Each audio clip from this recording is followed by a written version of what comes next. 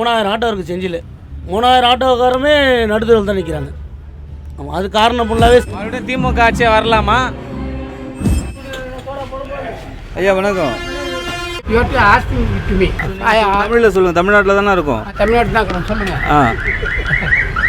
இன்னும் ஒரு 6-7 மாதத்தில் வந்து தேர்தல் வருது. திமுக ஆட்சி என்ன சிறப்பாக ஆட்சி வந்து செயல்படுத்துகிறாங்களான்ற மாதிரி கேள்வி. தேர்தல் வாக்குறுதிப்படி ஸ்டாலினுடைய தேர்தல் வாக்குறுதியை 520 வாக்குறுதி கொடுத்தார்.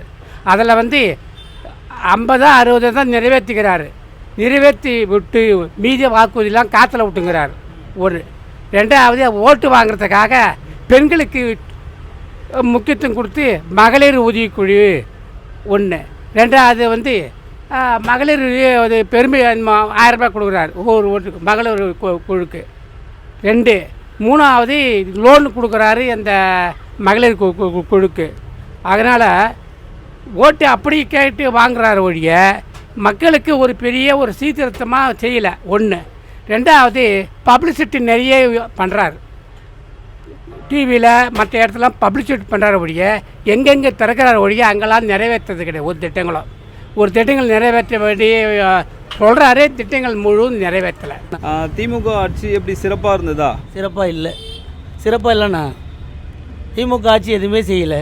இது வரைக்கும் என்ன செஞ்சுருக்குது? அவங்க சொன்னது எதுவுமே செய்யலை. செஞ்சி தொகுதியில் செய்யலை. செஞ்சி தொகுதியில் எதுவுமே செய்யலை. பஸ் ஸ்டாண்டு மட்டும் கட்டிக்கிறாங்க, அதுவும் ஒழுங்கான முறையில் கட்டலை. ஆட்டோ டிரைவர் ஃபுல்லாகவே நடு ரோட்டில் தான் இட்டு வந்து விட்டாங்க. ஆட்டோ டிரைவர் ஃபுல்லாகவே மினி பஸ் விட்டு ஃப்ரீ பஸ் விட்டாங்க. ஃபஸ்ட்டு அப்புறம் மினி பஸ் விட்டாங்க. ஃப்ரீ பஸ் விட்டு ஓரளவுக்கு ஓடி நின்றுச்சு. இப்போ மினி பஸ் விட்டுட்டாங்க. 15 பஸ் ஆட்டோ விட்டுட்டாங்க. சுத்தமாகவே எங்களுக்கு பஸ்ஸே ஓடலை, ஆட்டோவே ஓடலை. 3000 ஆட்டோ இருக்குது செஞ்சில். 3000 ஆட்டோக்காரமே நடுத்தரவில் தான் நிற்கிறாங்க. ஆமாம், அது காரணம் ஃபுல்லாகவே ஸ்டாலின் தான். அவர் வந்து ஆட்டோக்காரருக்கெலாம் ஒன்றுமே செய்யலை. மீண்டும் வந்து 26 தேர்தல் வந்து திமுக வரலாமா? திமுக எப்படி வரும்? திமுகலாம் வராது, வாய்ப்பே கிடையாது. திமுக வர கொஞ்சம் கூட வாய்ப்பு இல்லை.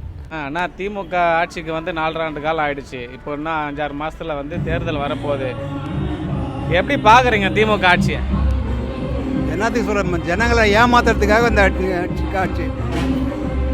ஜனங்க ஏமாளியாக இருக்கிறது இந்த மாதிரி ஏமாத்துறவங்க இருந்து தான் இருப்பாங்க. கூடுமான வரல, அதாவது ஃப்ரீன்றதை ஒழிச்சிட்டாங்கன்னா ஒன்று நல்லாயிருக்கும். விவசாயமே வீணாக போச்சுங்க. இந்த ஆட்சி வந்தாலும் ரொம்ப இதுதான். மறுபடியும் திமுக ஆட்சியாக வரலாமா? வேணாங்க, வரக்கூடாது. நம்ம அதே மாதிரி இலவச பேருந்துன்னு சொல்கிறாரு. இலவசமே தேவையில்லை. அது இலவசம் இல்லாமல் வந்து பார்த்தீங்கன்னா இலவசம் கொடுக்குறாரு. அவர் இலவசம் கொடுத்துட்டு மற்ற பொருளை வந்து ஏற்றிடுறாரு. யார்? திமுக வந்து இலவசம் இல்லாமல் வந்து நமக்கு வந்து வேலைவாய்ப்பு மற்ற இதுவில் வந்து அதை பண்ணாங்கன்னா எங்களுக்கு நல்லா இருக்கும். இப்போ எடப்பாடி வந்து அவர் அடுத்தது வந்து 2500 ரூபா அட்டைக்கு தரேன்னு சொல்லியிருக்காரு.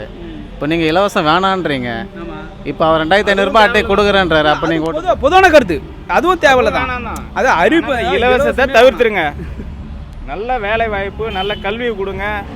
நல்ல மருத்துவத்தை இலவசமாக கொடுங்க. அதுவே போதுமாங்க. இது உண்மையான இது. மக்களுக்கு வந்து இதான் பயனுள்ளதாக இருக்கும்.